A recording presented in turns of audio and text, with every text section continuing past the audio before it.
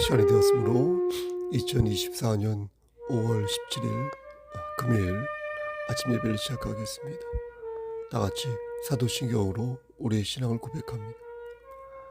전능하사 천지를 만드신 하나님 아버지를 내가 믿사오며 그 외아들 우리 주 예수 그리스도를 믿사오니 이는 성령으로 잉태하사 동정녀 마리아에게 나시고 본디오 빌라도에게 고난을 받으사 십자가에 못 박혀 죽으시고 장사한 지 사흘 만에 죽은 자 가운데에서 다시 살아나시며 하늘에 오르사 전능하신 하나님 우편에 앉아 계시다가 저리로서 산 자와 죽은 자를 심판하러 오시니이다. 성령을 믿사오며 거룩한 공예와 성도가 서로 교통하는 것과 죄를 사해 주시는 것과 몸이 다시 사는 것과 영원히 사는 것을 믿사옵나이다. 아멘. 거룩하시고 자비로우신 하나님 아버지, 하나님의 크신 사랑을 진심으로 감사드립니다. 오늘도 우리에게 새로운 하루를 허락하셔서 예배로 하루를 열 수 있도록 도와주시는 은혜 감사합니다. 혹은 예배 드릴 수 있도록 은총 주심을 감사합니다. 하나님, 어제 우리가 여러 죄를 지었고 하나님의 자녀답게 살지 못하였는데 마귀가 놓은 덫에 걸려들어 하나님을 근심되게 하는 삶을 살았는데 하나님, 우리의 죄를 용서하여 주시사 이 시간 깨끗한 마음으로 예배 드릴 수 있도록 하나님 은혜 베풀어 주시옵소서. 우리는 잘하겠다 싶었는데 넘어지고 쓰러질 때가 많이 있습니다. 하나님, 이런 미혹하고 어리석은 우리에게 긍휼을 베풀어 주시사 다시금 하나님의 사랑을 붙잡고 일어설 수 있도록 하시고 조금씩 성화되는 과정 속에서 열매 맺는 삶을 살 수 있도록 은총 베풀어 주시옵소서. 이 시간 간절히 바라고 원하는 것은 심신이 연약한 우리의 지체들을 위해 기도합니다. 하나님께서 함께 하시고 인도하시사 저들의 영육의 강건함을 지켜주시고 저들이 넘어지더라도 아주 넘어지지 아니하도록 늘 뒤에서 안아주시옵소서. 여호와 라파 되신 하나님께서 저들의 질병을 치료하여 주시고 여호와 살룸 되신 하나님께서 저들에게 세상이 줄 수 없는 그리스도의 평강을 허락하여 주시옵소서. 우리의 자녀들을 위해서도 기도합니다. 군복무 중에 있는 우리의 자녀 특히 함께 하셔서 눈동자처럼 저들을 지켜주시고 아무 사고 없이 건강하게 잘 지내다가 무사히 제대할 수 있도록 은혜 내려 주시옵소서. 늘 함께하여 주시옵소서. 그리고 공부하는 우리의 자녀들에게 함께 하시사 솔로몬의 지혜를 허락하시고 저들이 말씀 안에서 성장할 수 있도록 늘 함께하여 주시옵소서. 하나님, 우리 송속 교회를 위해 기도합니다. 우리 교회 공동체가 구원의 방주로서의 역할을 잘 감당할 수 있도록 하시고 양적으로 성장하고 질적으로 성숙되어져서 서로의 짐을 함께 짐으로 말미암아 하나님의 크신 뜻을 이루고 합력하여 선을 이루는 귀한 교회 공동체 될 수 있도록 은혜 베풀어 주시옵소서. 하나님의 사랑, 하나님의 긍휼만 의지하고 겸손히 주를 섬기는 우리 모두가 될 수 있도록 하나님 강권적으로 역사하여 주시옵소서. 모든 말씀 예수 그리스도인 받들어 감사하며 기도드렸사옵나이다. 아멘. 하나님 말씀 사무엘상 25장 30절에서 35절 말씀입니다. 사무엘상 25장 30절에서 35절입니다. 구약성경 제성경으로 453쪽입니다. 여호와께서 내 주에 대하여 하신 말씀대로 모든 선을 내 주에게 행하사 내 주를 이스라엘의 지도자로 세우실 때에 내 주께서 무지한 피를 흘리셨다든지 내 주께서 친히 보복하셨다든지 함으로 말미암아 슬퍼하실 것도 없고 내 주의 마음에 걸리는 것도 없으시리니 다만 여호와께서 내 주를 후대하실 때에 원하건대 내 주의 여종을 생각하소서 하니라. 다윗이 아비가일에게 이르되 오늘 너를 보내어 나를 영접하게 하신 이스라엘의 하나님 여호와를 찬송할지로다. 또 내 지혜를 칭찬할지며 또 내게 복이 있을지로다. 오늘 내가 피를 흘릴 것과 친히 복수하는 것을 내가 막았느니라. 나를 막아 너를 해하지 않게 하신 이스라엘의 하나님 여호와의 살아계심을 두고 맹세하노니 내가 급히 와서 나를 영접하지 아니하였다면 밝는 아침에는 과연 나발에게 한 남자도 남겨두지 아니하였으리라 하니라. 35절. 다윗이 그가 가져온 것을 그의 손에서 받고 그에게 이르되 내 집으로 평안히 올라가라. 내가 내 말을 듣고 너의 청을 허락하노라. 아멘. 하나님, 이 말씀을 들어 사용하여 주시옵소서. 예수님의 이름으로 기도하였습니다. 아멘. 오늘 본문에 등장하는 인물 중에 나발이라는 사람이 있습니다. 나발이란 이름의 뜻은 어리석다는 뜻입니다. 실제 그는 그의 이름처럼 어리석은 사람이었습니다. 자기가 어떤 위치에 있고 어떻게 행동해야 하는지 제대로 판단하지 못한 그런 사람이었습니다. 그는 예전에 다윗에게서 도움을 받은 적이 있었습니다. 그런데 그것을 생각하지 않고 불량스럽게 행동했습니다. 다윗은 사울에게 쫓겨 마온이란 지역으로 피신하는데 먹을 것이 없어 고민했습니다. 다윗의 수하에는 600명의 군사가 있었는데요. 다윗은 이들의 식량을 책임지기 위해 마온으로 온 것입니다. 마온의 동쪽 지역은 인적이 드문 곳으로 사막이었습니다. 그래서 다른 곳에 비해 안전했고 또 마온에는 양 3,000마리와 염소 1,000마리를 가지고 있는 나발이라는 큰 부자가 살고 있었는데 앞에서 말씀드린 것처럼 예전에 다윗은 그의 가축을 지켜준 적이 있어서 그에게 먹을 것을 얻을 수 있다고 생각한 것입니다. 하지만 다윗의 예상은 빗나가고 말았습니다.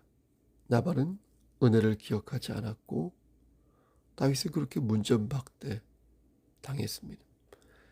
17절과 25절 말씀에 나와 있는 것처럼 나발은 배은망덕한 불량한 자였습니다.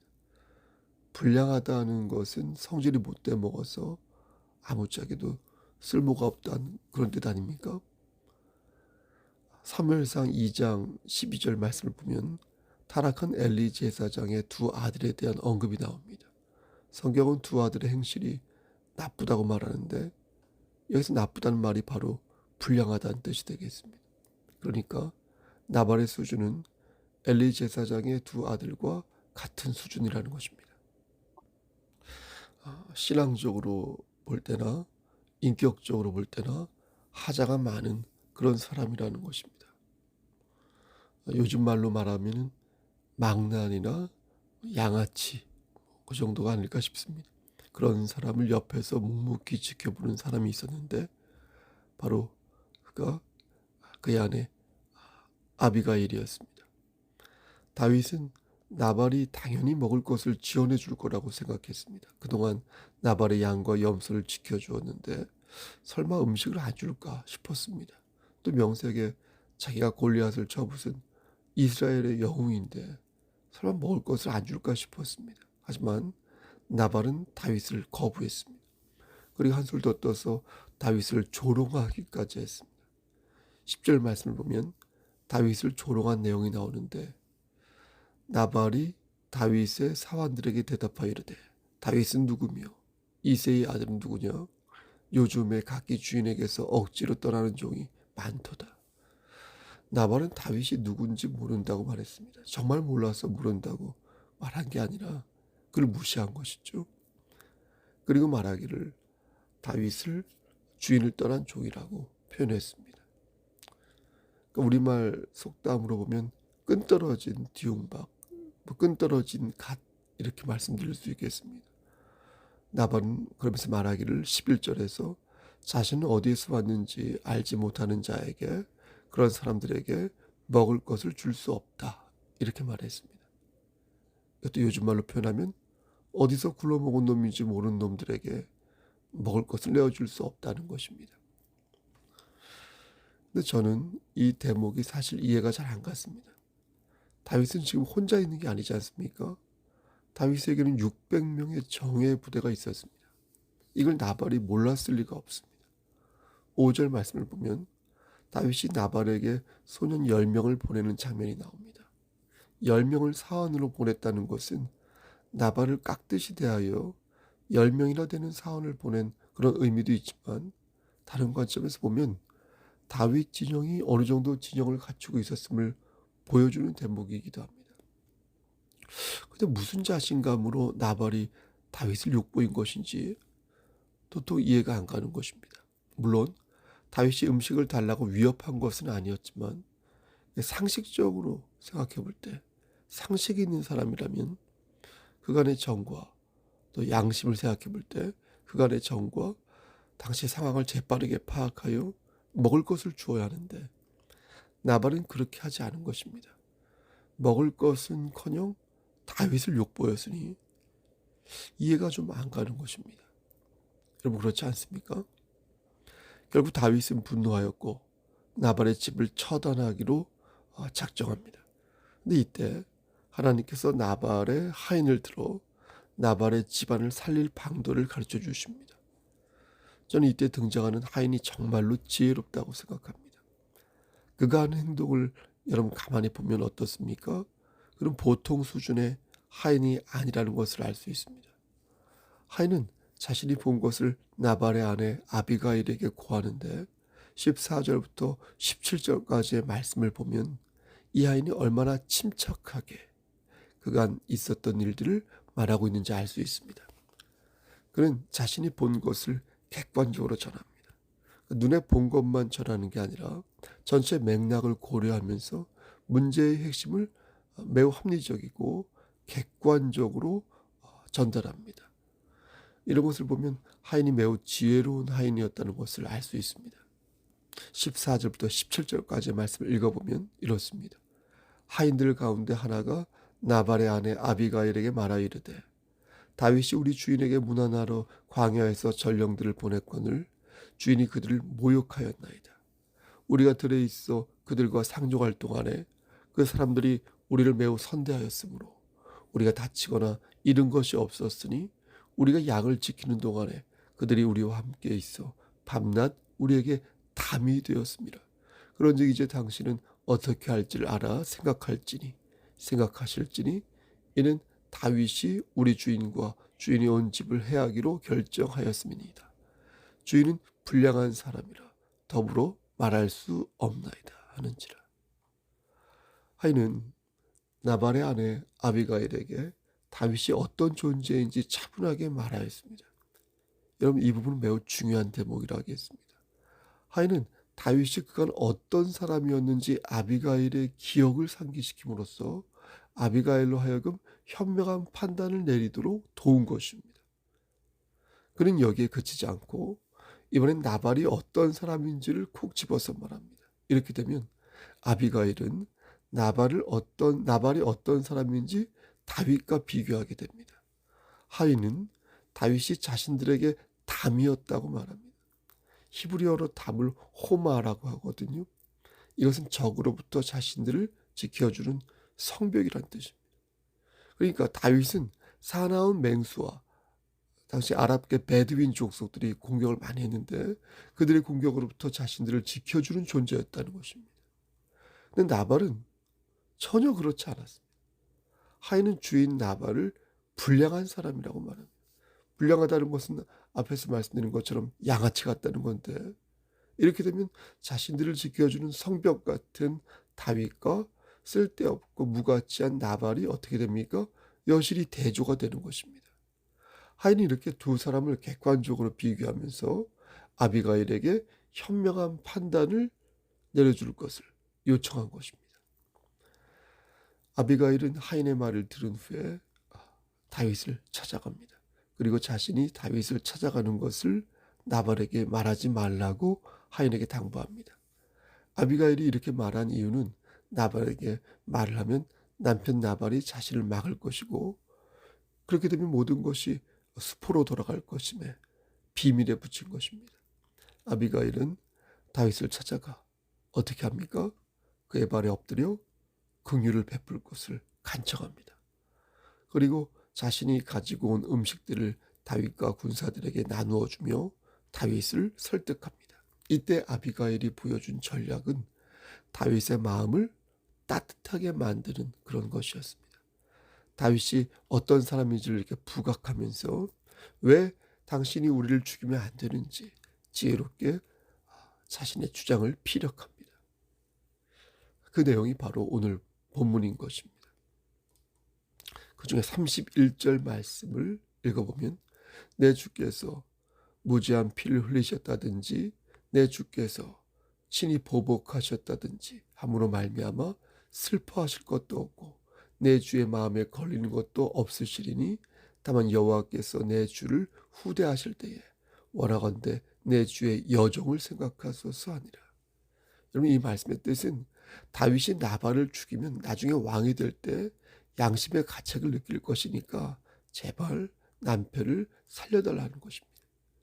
이 말을 들은 다윗은 아비가일의 현숙한 모습을 보고 칭찬합니다.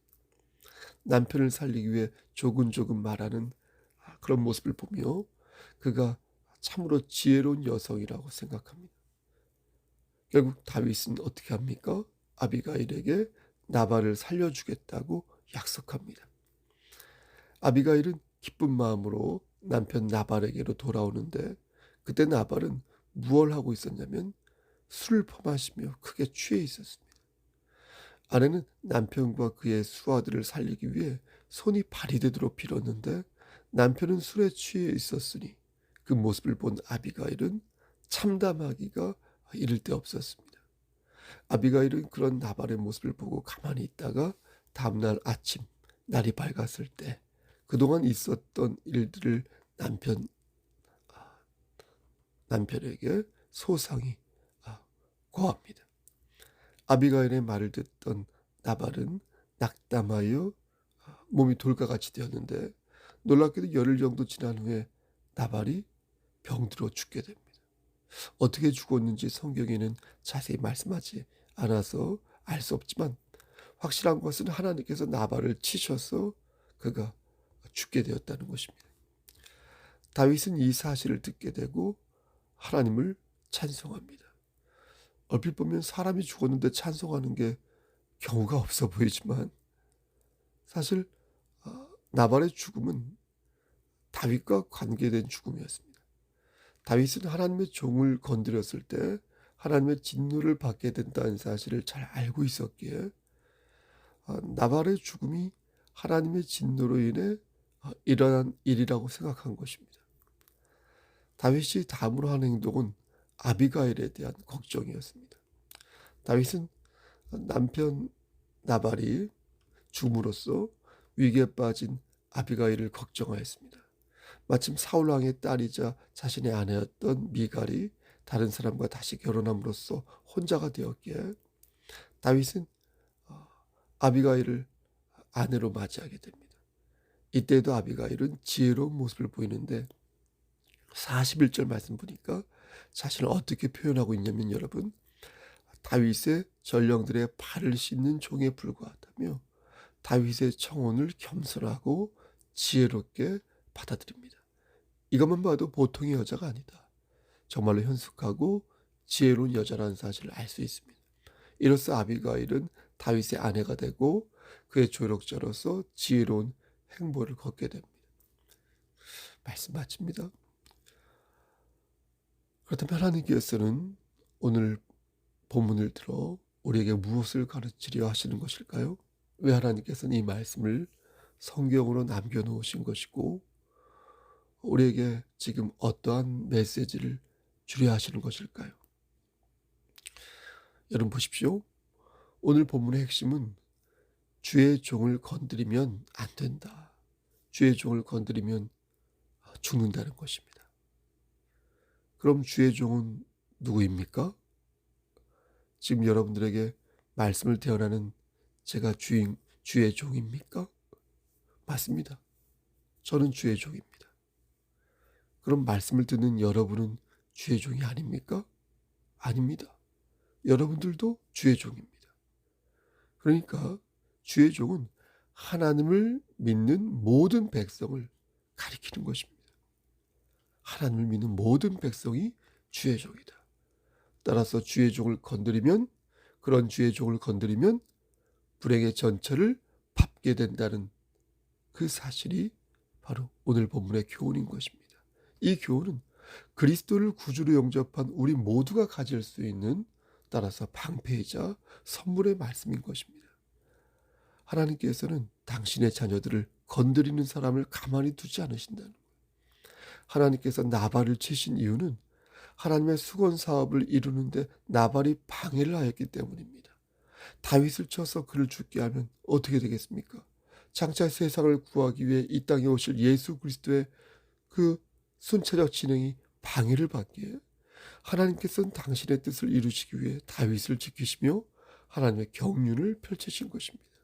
그러므로 이 말씀은 우리에게 큰 위로의 말씀이자 교훈이 되는 것입니다. 하나님의 도구가 하나님의 일을 할 때 얼마나 든든하게 바로 설 수 있는지 우리는 말씀으로 확신하게 되는 것입니다. 하지만 하나님의 도구가 아니면서 하나님의 도구인 척하다가 괜히 불평만 하고 시기만 하며 결국 오만한 자가 되어 하나님의 영광을 가리게 되면 그런 하나님의 보호하심을 받을 수 없게 될 것입니다. 그러므로 우리는 스스로에게 물어야 할 것입니다. 나는 진정 하나님의 도구인가? 나는 지금 진정 겸손히 주를 섬기는 하나님의 도구인가? 하나님의 영광을 위해서 정말로 각자의 위치에서 애를 쓰는 주의 종이 맞는가? 사랑하는 성석교회 성도 여러분, 여러분들은 주의 종입니까? 주의 종이 아닙니까? 여러분들은 하나님 앞에서 순종하고 헌신하는 자입니까? 아니면 설렁설렁 눈치만 보며 꾀를 부리는 자입니까? 주의 종은 예수 그리스도의 은총을 전하는 자입니다. 복음을 전하는 자입니다. 이것은 목사만 하는 것이 아니라 그리스도를 구주로 영접한 모든 사람이 하나같이 할 수 있는 미션입니다. 우리가 그리스도인이라면, 하나님의 자녀라면 복음을 전하는 것을 두려워해서는 아니 될 것이고 귀찮아해서는 아니 될 것이고, 그래서 우리에게 주어진 길을 묵묵히 걸어야 할 것입니다. 여러분, 나발처럼 불량한 그리스도인이 되지 맙시다. 아비가일처럼 현명하고 따뜻한 그리스도인이 됩시다. 하나님께서는 주의 종을 치는 자들을 반드시 벌하십니다. 복음을 거스르는 자들을 벌하시고 하나님 나라를 위해 수고하는 사람들을 대신 축복하십니다. 여러분, 이 말씀을 기억하여서 오늘도 보무당당하게, 행복하게, 자신 있게 하나님을 기쁘시게 하는 삶을 사시기를 우리를 죄에서 구속해 주신 주 예수 그리스도의 받들어 간절히 축원합니다. 아멘.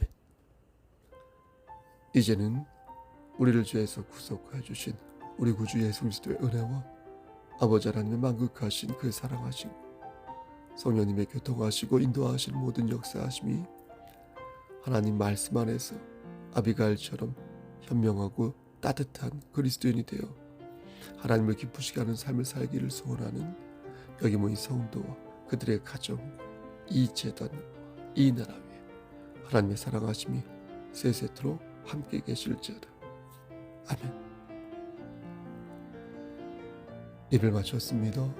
돌아오는 주일 5월 19일은 성령 강림 주일입니다. 여러분, 이날 꼭 기억하여서 함께 예배당에 나와 하나님을 찬양하고 성령 강림 주일을 맞이하였으면 좋겠습니다. 여러분, 오늘 하루도 힘찬 하루 되시고 무슨 일 있으면 연락 주시길 바랍니다. 신방을 원하시는 분이 있으면 언제든지 연락 주시길 바랍니다. 오늘도 주 안에서 승리하십시오. 샬롬.